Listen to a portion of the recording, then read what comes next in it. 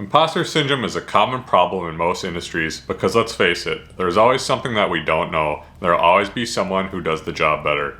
Especially in the software industry. Imposter syndrome is a common thing because there is so much technology that you're bound to not know everything. But how do you deal with imposter syndrome in a workplace? It doesn't matter how long you've been in the software field, there comes a point where you feel like a fraud because you don't know a skill or a technology in and out. It's a very common feeling in tech-related fields, engineering, and other disciplines. It may sound crazy, but the imposter syndrome is more common than you think. Nearly 70% of all professionals, regardless of their working field, believe that they have experienced imposter syndrome at some point.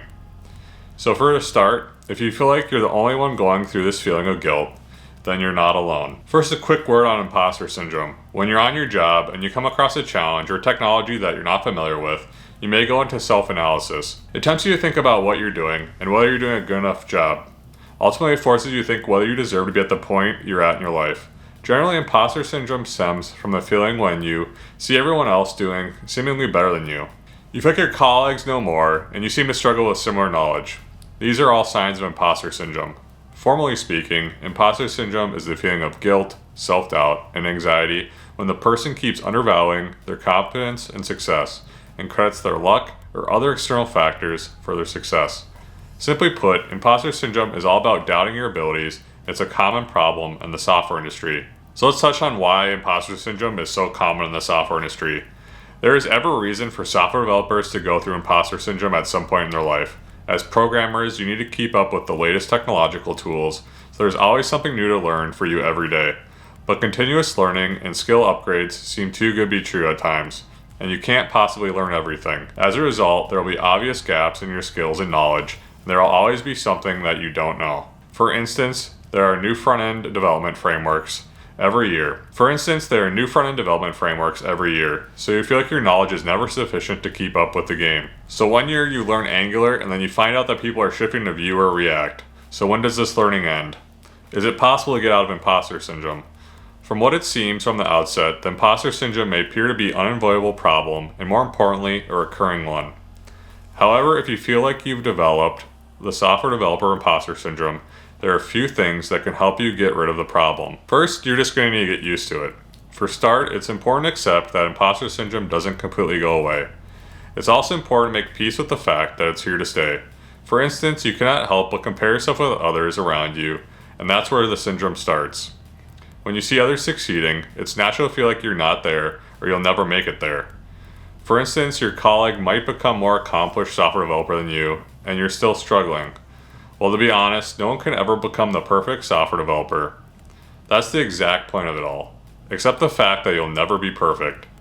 People you admire may have their own insecurities about certain things, and they too go through imposter syndrome. Once you're at peace knowing that you don't know everything and you won't be flustered by achievers around you, and more importantly, it won't trap you in a self-doubt or guilt on not knowing something. The second thing to do is grow with time. When you truly understand that you're not perfect, only then will you be able to grow further.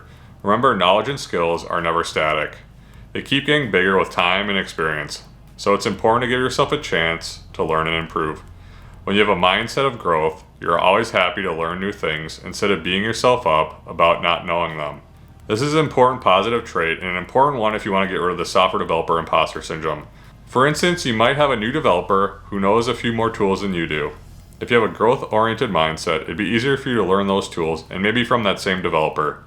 Otherwise, you could end up envying that person and land into guilt and self-doubt about your capabilities. The third thing you can do is start tracking your achievements. One great way to avoid negative thinking is to keep reminding yourself of your achievements. So keep track of your performance and achievements. It's also a good idea to place a couple of your certificates or work accomplishments around you at your desk so then you can remind yourself of accomplishments from the past. For instance, if you attended a coding boot camp or a hackathon, be sure to make sure that certificate is visible so you can occasionally prompt yourself and think about your growth and accomplishments. This is a good way to keep a positive mindset and, more importantly, aim for bigger things in the future. Also, tracking doesn't always have to be about your success. In fact, you can also track failures and how you overcame them.